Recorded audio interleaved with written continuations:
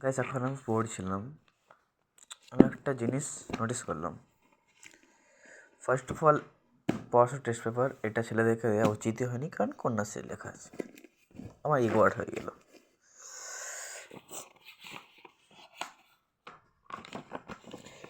No calculator, no mobile, no headphones, no smart watch, এই চারটা allow নেই মাধ্যমিক পরীক্ষাতে। তো এটা কি? হোয়াট? এটা কি? এটা কি? এটা কি জ্যামিতি বক্স নাকি অন্য কিছু?